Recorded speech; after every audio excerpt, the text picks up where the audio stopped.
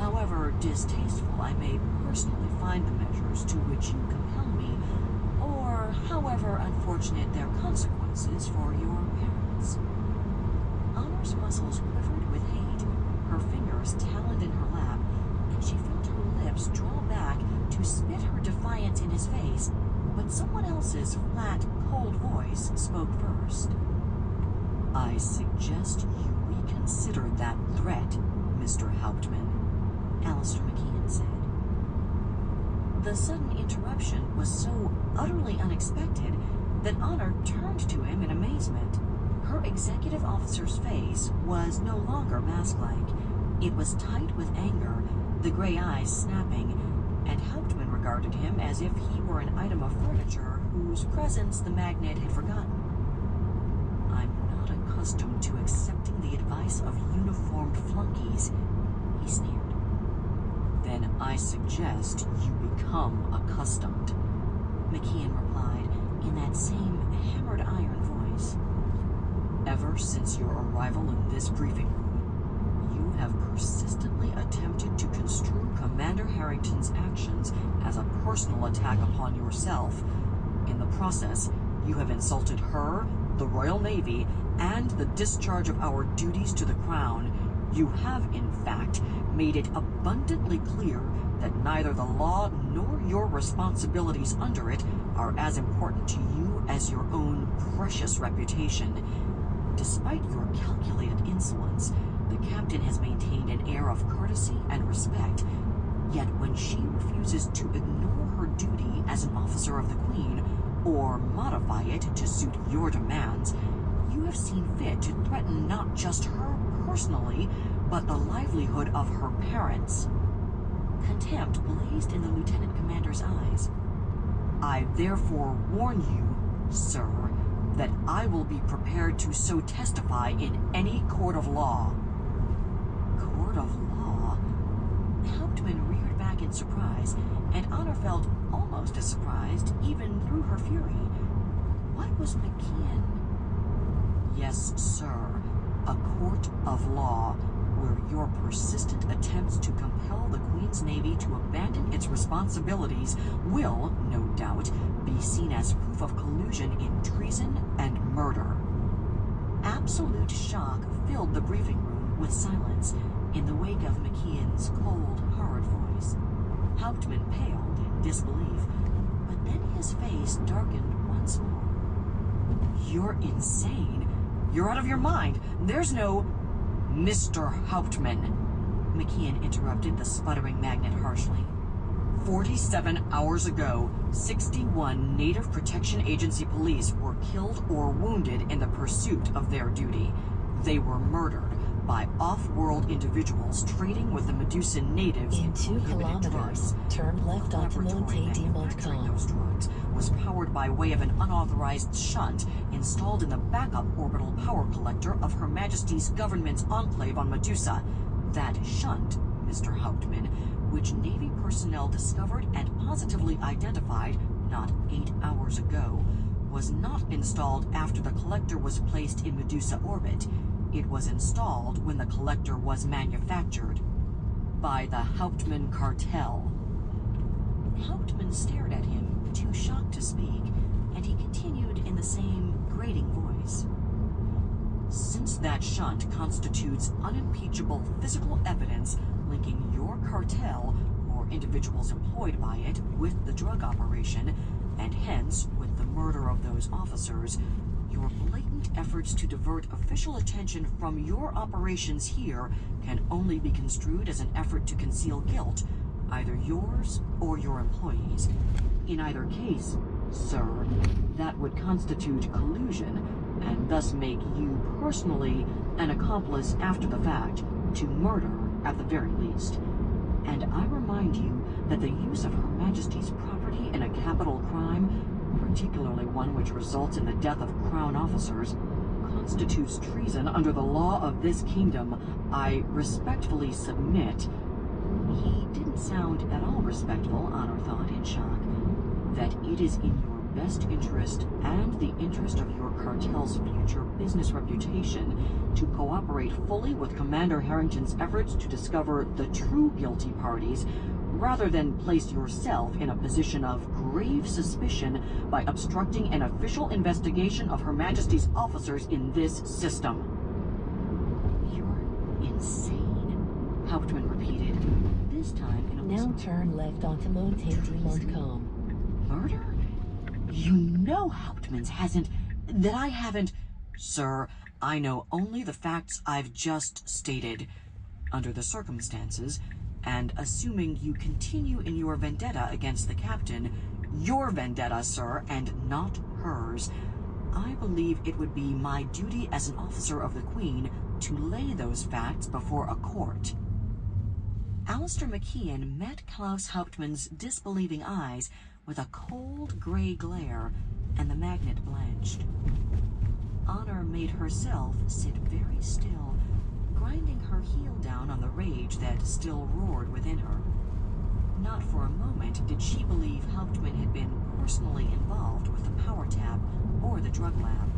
For that matter, she was almost certain he hadn't been personally involved in any of the illegal activities of his cartel in Basilisk. But his overweening pride and arrogance had been able to see the consequences of her actions only as a personal attack, and he had descended to the lowest and most contemptible of tactics, simply to divert embarrassment from himself and punish her for daring to do her duty. That casual abuse of his own power and position filled her with as much revulsion as rage, and she had no intention of tempering McKeon's totally unexpected counterattack in any way. Hauptmann had set the tone himself. Now he could live with it. You wouldn't dare, the magnet said softly. Sir, I would. McKeon's voice was chipped flint, and Hauptmann sat back in his chair, glaring back and forth between him and Honor. All right, he grated at last. I see you've covered yourself after all, Commander Harrington. So go ahead, play tin god out here. I wash my hands of the entire situation. Examine anything you damned well want, but don't you ever, ever think this is over. McKeon gathered himself afresh, but Honor touched his arm and shook her head. She stood in silence, and when the exec made to rise with her, she waved him gently back into his chair. She inclined her head coldly at Hauptmann, then gestured at the briefing room hatch, and the seething magnet stalked through it as it opened. The bridge was still as death when they emerged onto it, but Honor scarcely noticed. She accompanied Hauptmann into the lift, and the two of them rode to the boat bay in a silence deeper than the stars. But when they arrived, Honor reached out and pressed the override button, holding the lift door closed, and turned to him. Mr. Hauptmann, she said in a voice of frozen helium, you've seen fit to insult me and my officers and to threaten my parents. In fact, you have descended to the tactics of gutter scum, and that, in my opinion, sir, is precisely what you have proven yourself to be. Hauptmann's nostrils flared in a congested face, but she continued in the same ice-cold voice. I am fully aware that you have no intention of forgetting this incident. Neither, I assure you, have I. Nor will I forget your threats. I am a Queen's officer. As such, I will react to any personal attack upon me only if and as it arises. And for myself, both personally and as a Queen's officer, I dislike the custom of dueling. But, Mr. Hauptmann, should you ever attempt to carry through your threat against my parents? Her eyes were leveled missile batteries, and the tick at the corner of her mouth jerked like a living thing. I will denounce you publicly for your contemptible actions and demand satisfaction. And when you accept my challenge, Mr. Hauptmann, I will kill you like the scum you are. Hauptmann stepped back against the wall of the lift, staring at her in shocked disbelief. believe it, Mr. Hauptmann," she said, very, very softly, and let the lift door open at last. Chapter 21. Adrenaline still flared in Honor's blood and nerves as she rode the lift back to the bridge. That had been an ugly side of her, but the petty, repulsive shallowness hiding behind Klaus Hauptmann's wealthy front had waked it, and she'd meant every word.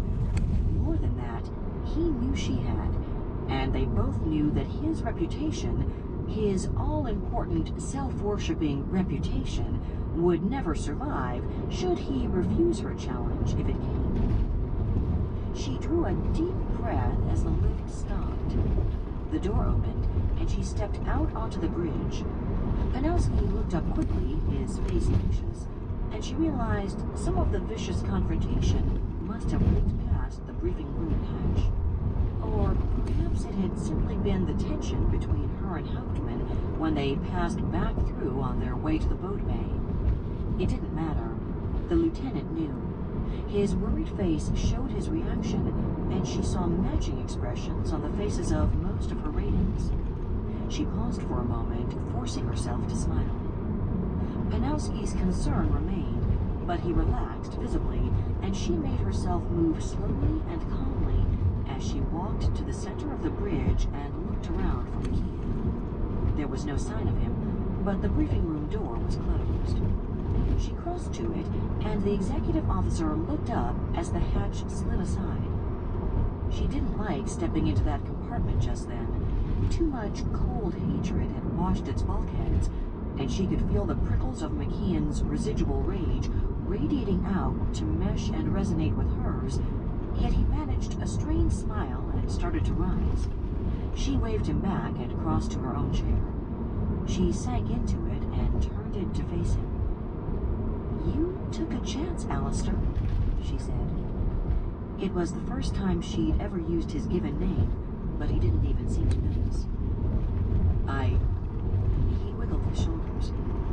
"He just made me so damned mad, ma'am. Coming in here like God, descending to smite the sinners, and that last filthy trick of his." The exec gritted his teeth and shook his head. "He's not going to forget the way you backed him down." McKean nodded, and Honor felt a certain bitter irony at the way her words echoed his own warning to her after Tremaine discovered that first illegal Hauptmann shipment. "You shouldn't have done it," she went on levelly. "It was my fight and my responsibility, but thank you." McKean's head came up and he flushed. "It wasn't just your fight, ma'am.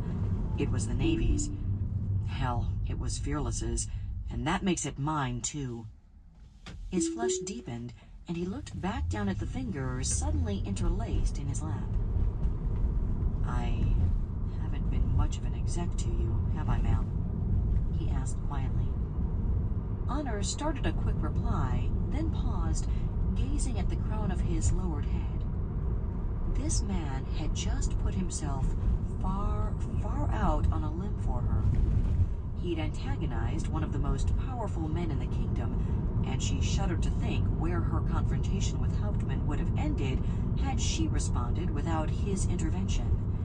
The use of the collector tab to turn Hauptmann's manipulations back on him had never even occurred to her. She hadn't been thinking clearly enough for that. All she'd felt was hate and disgust, and the need to strike back.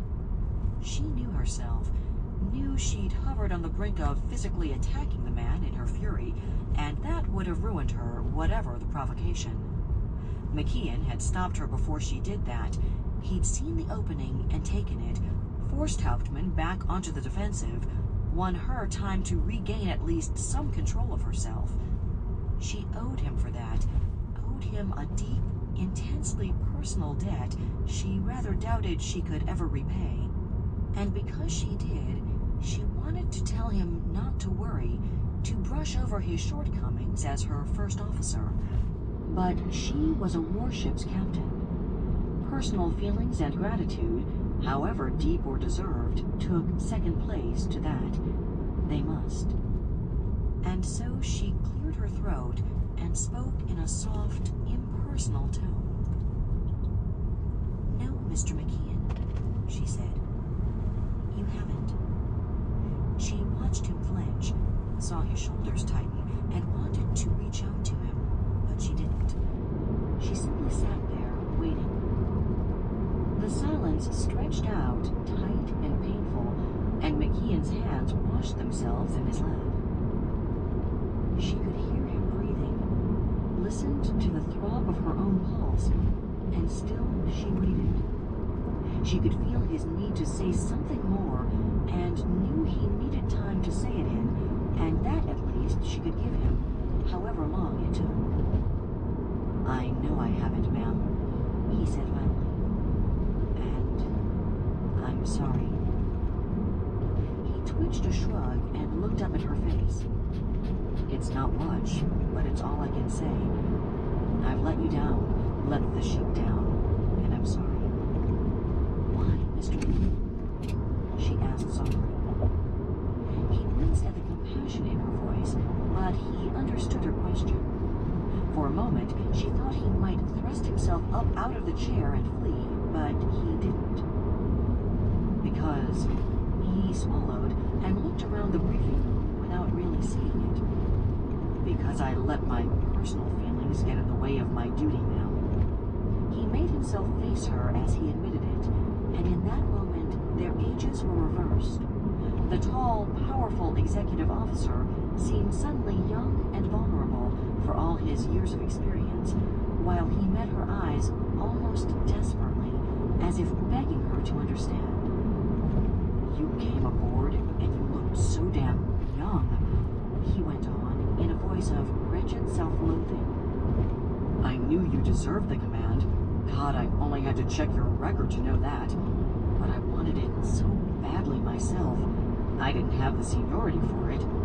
He broke off and laughed harshly. "I'll probably never have the seniority.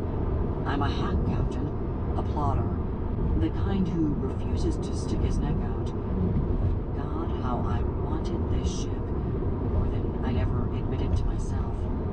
And there you were, 5 years younger than me, with one hyper-capable command already under your belt, walking through the hatch straight from ATC and wearing the white beret I wanted." His hands fisted in his lap, and then he did rise. He paced up and down the small briefing room like a caged animal, and Honor felt his anguish and self-condemnation. She could almost see the fog of his misery wrapped around him like poison. But she sat on her sudden desire to break his monologue, to stop him or defend him from himself. She couldn't. He needed to say it, and she needed for him to say it, if there was any hope the barriers between them would truly come down. "I hated you." His voice was muffled, bouncing back from the bulkhead as he looked away from her. "I told myself I didn't, but I did. And it didn't get better. It got worse every day. It got worse every time I saw you do something right and realized I wanted you to do it wrong so I could justify the way I felt. And then there were the maneuvers." He wheeled to face her once more, his expression twisted. "Damn it, I knew they'd handed you an impossible job after the way they gutted our armament. I knew it was impossible, and instead of digging in and helping you do it anyway, I let you carry the whole load, because deep down inside, I wanted you to fail. Captain, I'm a TAC officer by training. Every single time something went wrong, every time another one of those goddamned aggressor crews destroyed us, something inside me kept saying, I could have done better. I knew I couldn't have, but that didn't matter. It was what I felt. I tried to do my duty anyway, but I couldn't. Not the way I should have."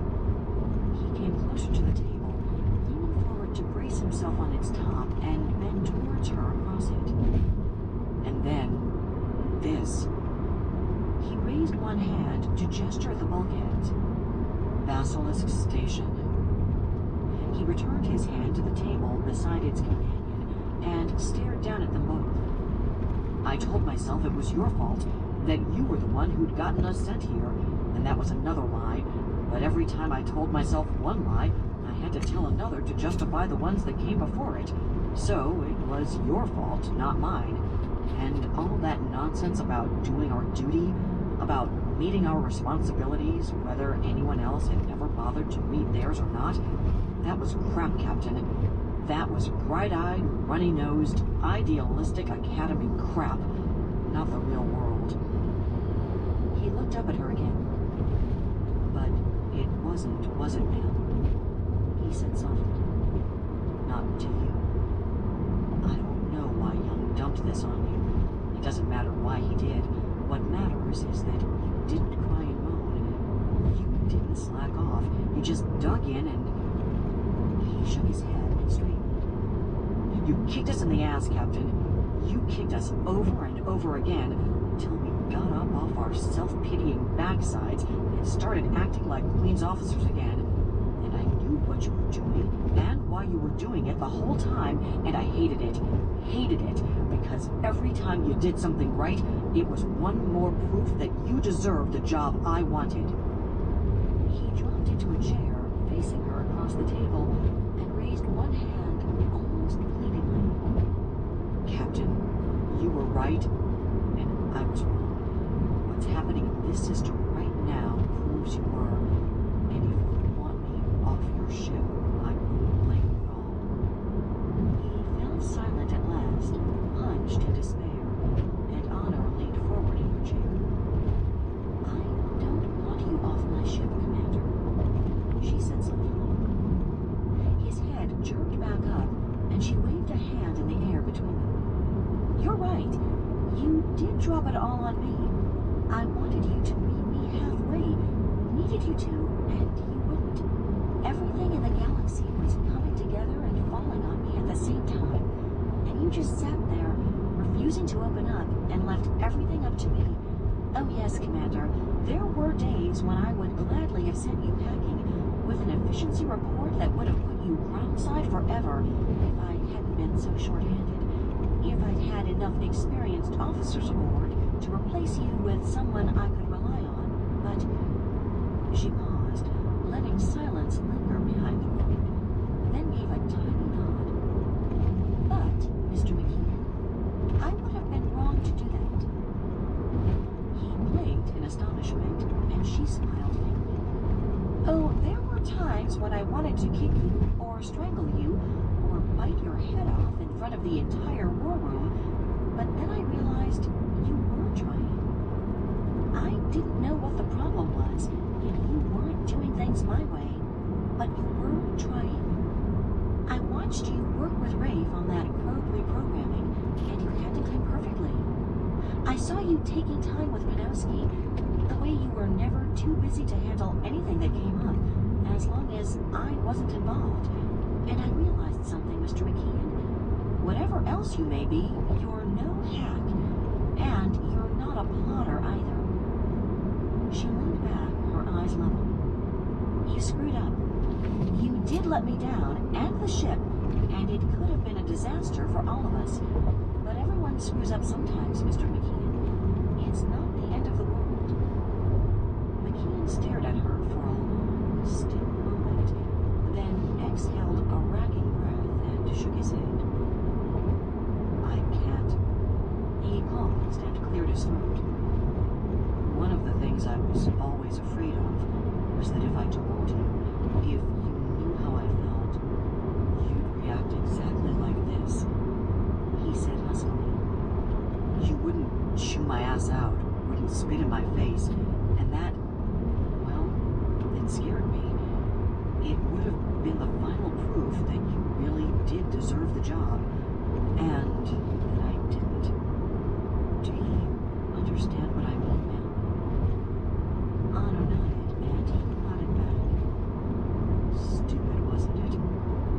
I don't think a kid like Cardonis or Tremaine is a worthless fuck-up just because he makes a mistake, admits a problem, but I couldn't admit that I had one. Not to you. Not stupid, Mr. McKeon. Just very, very human.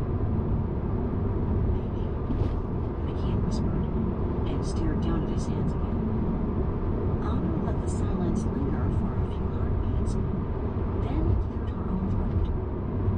whatever the past was like, it's past, she said more briskly. Isn't it, Mr. McKean? Yes, ma'am. The executive officer straightened in his chair and nodded with matching briskness. Yes, ma'am, it is. Good. Honor stood and smiled at him across the table. Because since it is, Mr. Exec, be warned, the next time I think you're slacking off, I'm going to kick your ass so hard you'll make it all the way to Basilisk Control on pure momentum. Is that clear, Mr. McKean? Yes, ma'am. He rose from his own chair with a grin. It looked unnatural and out of place on the face which had been a mask for so long, but it also looked completely right somehow. Good, Anna repeated more softly. She hesitated for just a moment, and then extended her hand across the table. In that case, Commander McKean, welcome aboard. It's good to see you back. Thank you. He took her hand and clasped it firmly. It's good to be back, Skipper. Chapter 22. Fat flakes of snow fell like silent feathery ghosts in the windless subarctic night beyond the window. Hamish Alexander stood watching them through the thick double-paned plastic and felt the welcome heat of the fire against his back. His study was in the oldest part of Whitehaven, the sprawling Alexander family seat, and the walls of native stone were over 2 meters thick. Unlike some commodities, rock had been plentiful when Whitehaven was first built, and enough of it worked just as well as more esoteric off-world insulation would have. He turned back to the huge fireplace and added another log. He adjusted it with the poker, settling the native hemlock, which in fact bore very little resemblance to the old earth tree of the same name, into the bed of coals, then straightened and replaced the poker in its stand as he checked the wall clock again.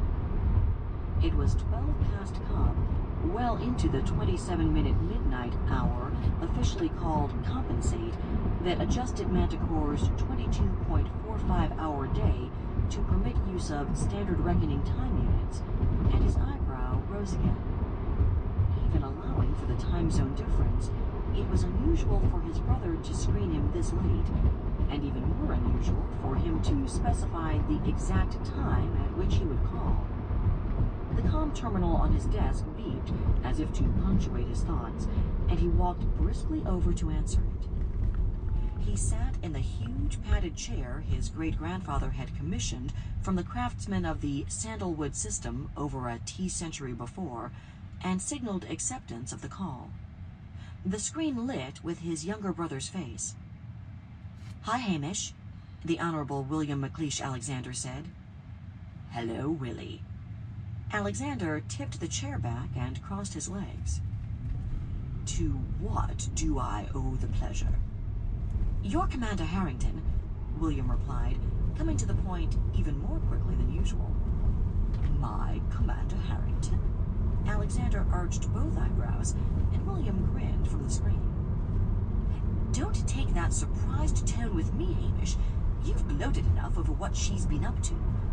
"Gloat is such a crude word," Alexander protested. Then he grinned back. "Still, I suppose I have alluded to her achievements a time or two. And usually as rudely as possible when there's a liberal or progressive in the vicinity," William agreed. "Ah, family trait. But just what was it you wanted to say about her?" "Actually, I'm acting in something of the role of an emissary for my esteemed Prime Minister."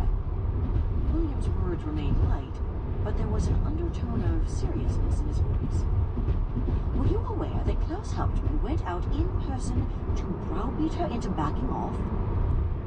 "No, I wasn't." Alexander made no effort to hide his disgust. "I suppose I should have expected it. I doubt he succeeded, though." "No, he didn't. But I'd like to know why you seemed so confident he wouldn't have." "If Harrington were the sort to back down, she would have done it already. Besides, I've been peeking at Jim Webster's reports on a fairly regular basis. She couldn't be doing the job she is, or raising this much general hell, if she were stupid or hadn't thought the whole operation through ahead of time. That means she must have known what sort of reaction she was going to face before she decided to go ahead and step on a landmine.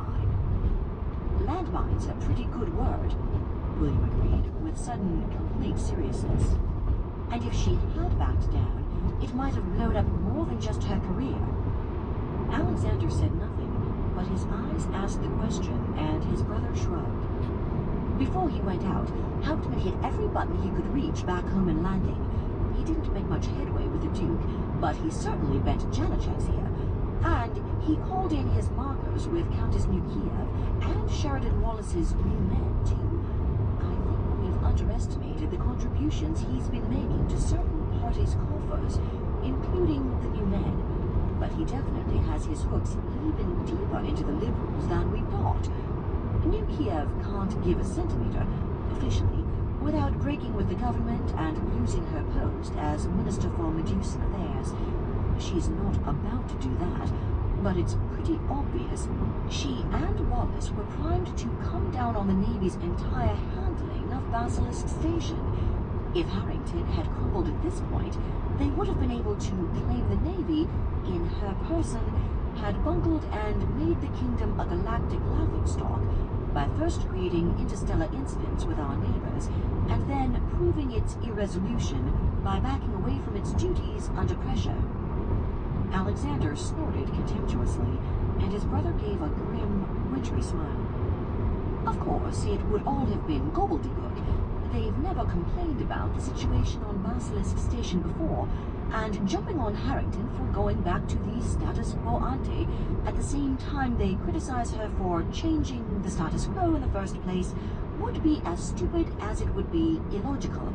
On the other hand, the Liberals have never been noted for the logic with which they approach Basilisk, have they?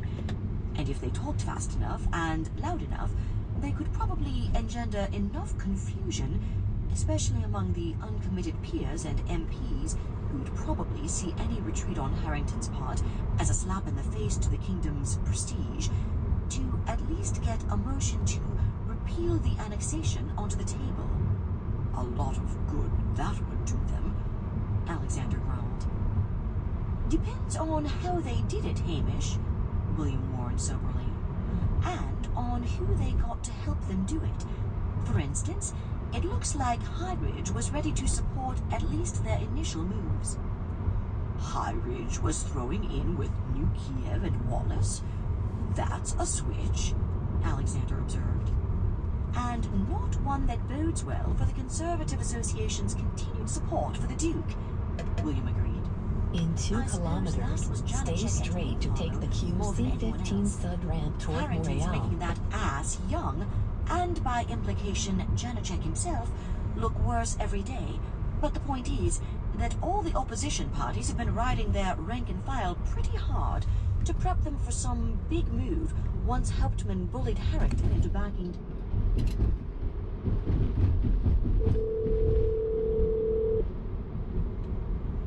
Yep. Hey, salut Eric, dans toi. Yep. T'es-tu chez vous? Pas toi? Ouais, je suis nous. Ouais, t'es-tu occupé? Est-ce que je passe dire salut 5 minutes? Ben, ouais, c'est pas pour toi. Ouais, je suis à St-Sauveur, je peux être juste à côté de chez vous. Ok. C'est donc la Big Red de départ, t'es où? Arundel. Ah, ok. Arundel, ok, ben oui, fait que tu repasses par là.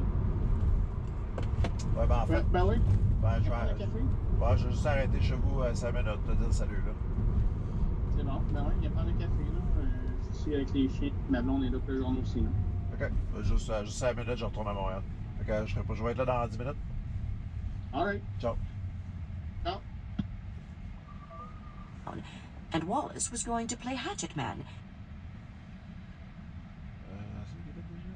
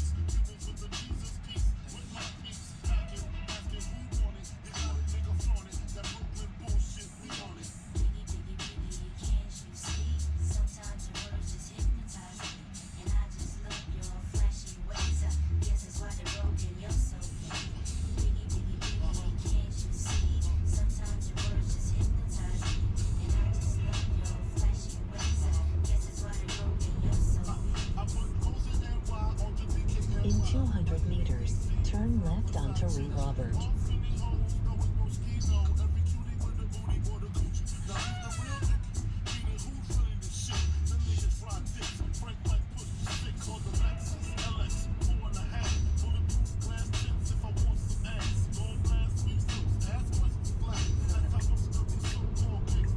Now turn left onto Rue Robert.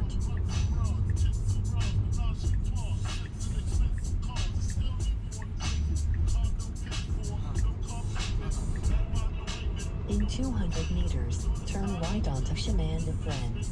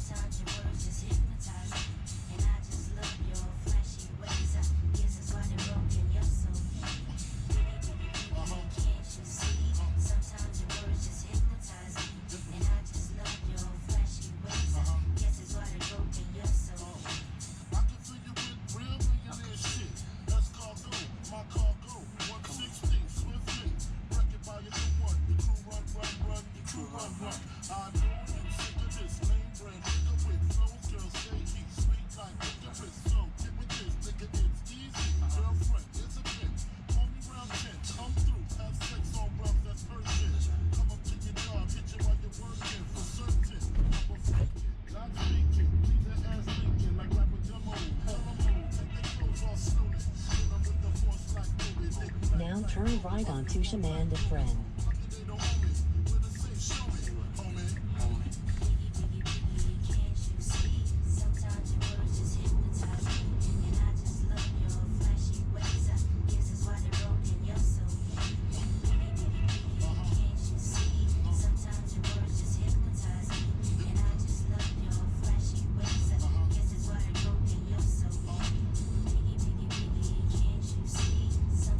In 200 meters, bear left to stay on Chemin de Fresne.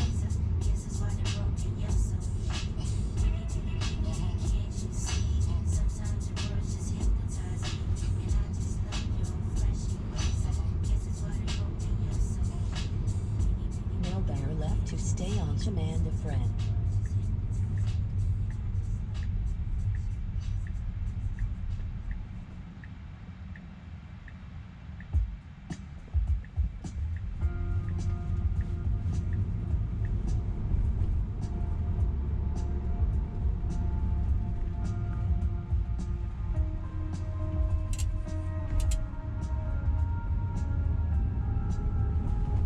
In 200 meters, your destination will be on the left.